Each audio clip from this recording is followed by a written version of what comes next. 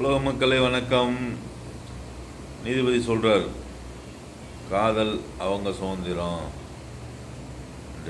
நான் என்ன சொல்கிறேன்டா, வழக்கறிஞர் சங்கமே கொஞ்சம் நீதிபதியிட்ட போராடுங்க. நான் என்ன சொல்கிறேன்டா சார், இப்போ ஒரு பைக்கு திருடுறாங்க, சரிங்களா சார்? அந்த பைக்கு அந்த திருடனை பிடிக்கலன்னு சொல்லிச்சா, இல்லை அந்த திருடன் பைக்கு எனக்கு பிடிக்கலன்னு சொன்னாங்களா? அவங்க ரெண்டு பேர்த்துக்கும் பிடிச்சிருக்குல்ல. பைக்கே திருடனுக்கு பிடிச்சிருக்கு, திருடனுக்கு பைக்கு பிடிச்சிருக்கு. பைக்கு உங்களுக்கு எனக்கு அந்த திருடனை பிடிக்கலன்னு சொல்லிச்சா, அப்புறம் ஏன் அதை பிடுங்குறீங்க? அடுத்து பணத்தை ஒரு திருடன் களவாண்டுறான், சரிங்களா? அந்த பணம் அந்த திருடனை பிடிக்கலன்னு சொல்லிச்சா,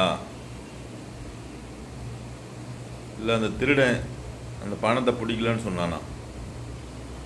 அப்புறம் ஏன் அதை பிடுங்குறீங்க? அது வளர்த்து பசி தானே திருடுறேன், அப்போ விட்டுருங்க.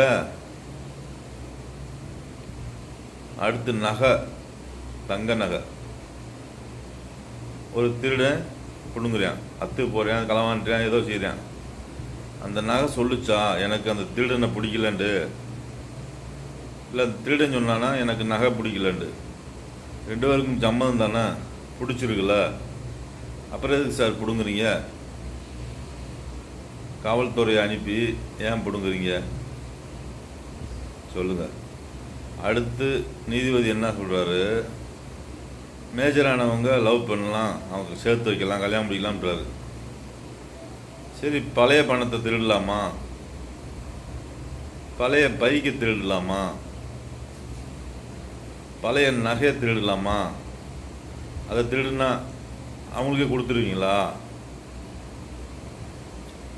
இதையும் கேளுங்க சார். நீதிபதிகிட்ட வழக்கறிஞர் சங்கம் தயவு செய்து இதை கேளுங்க. உங்களுக்கும் பெண்கள் இருக்காங்களா? பெண்களை காதல் துரத்தலையா? தொல்லை விடுக்கலையா? பெண்களை ரெண்டு பேரும் சேர்ந்து ஒன்றா பழகுறீங்க, அப்புறம் நல்லதோ கெட்டதோ ஆகி போகுது. அப்புறம் காவல்துறை மேலே ஏன் பழி தூக்கி போடுறீங்க?